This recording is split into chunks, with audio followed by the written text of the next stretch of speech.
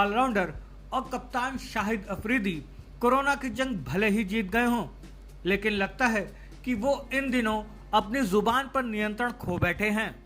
यही वजह है कि उन्होंने एक बार फिर बड़बोलेपन का नमूना पेश करते हुए भारत रत्न सचिन तेंदुलकर के खिलाफ बयान दिया है।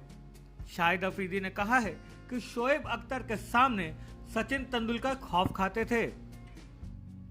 शाहिद अफरीदी ने एक यूट्यूब चैट के दौरान कहा, सचिन तेंदुलकर अपने मुंह से तो नहीं कहेंगे कि वो डर रहे हैं, लेकिन अख्तर के कुछ ऐसे स्पेल्स रहे हैं जिसमें तेंदुलकर ही नहीं, दुनिया के तमाम सर्वश्रेष्ठ बल्लेबाज हिल गए थे। आपको बता दें कि करीब 9 साल पहले शाहिद अफरीदी ने अपनी किताब में कहा था कि शोएब अख्तर से सचिन तेंदुलकर डरते थे।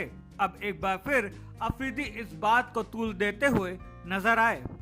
अफरीदी यहीं नहीं रुके, उन्होंने अपनी बदजुबानी का उदाहरण पेश करते हुए कहा, जब आप मिड ऑफ या कवर्स पर फील्डिंग करते हैं तो आप इसे देख सकते हैं, आपको बल्लेबाज की बॉडी लैंग्वेज का पता चल जाता है।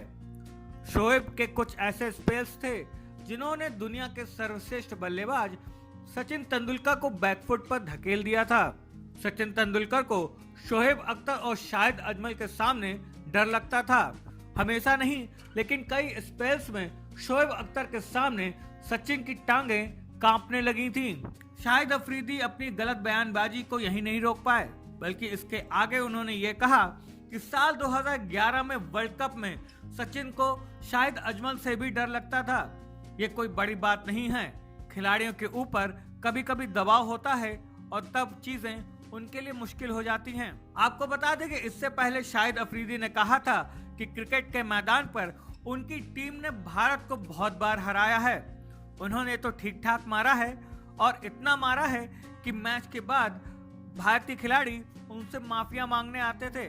शाहिद अफरीदी ने कहा था कि उन्हें भारत और ऑस्ट्रेलिया के खिलाफ खेलने में बहुत मजा आता था।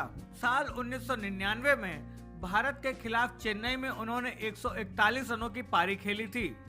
इससे पहले पाकिस्तानी टीम मैनेजमेंट उन्हें भारत दौरे पर नहीं ले जाना चाह रही थी, लेकिन वसीम अकरम ने उन्हें सपोर्ट किया। शाहिद अफरीदी ने कहा था कि पाकिस्तान ने ज्यादातर मौके पर टीम इंडिया को बुरी तरीके से हराया है और वो मैच के बाद हमसे माफी मांगते थे। जाहिर है कि शाहिद अफरीदी का ये बयान एक बार फिर उनकी बदजुबानी और बड़बोलेपन का उदाहरण पेश करता है।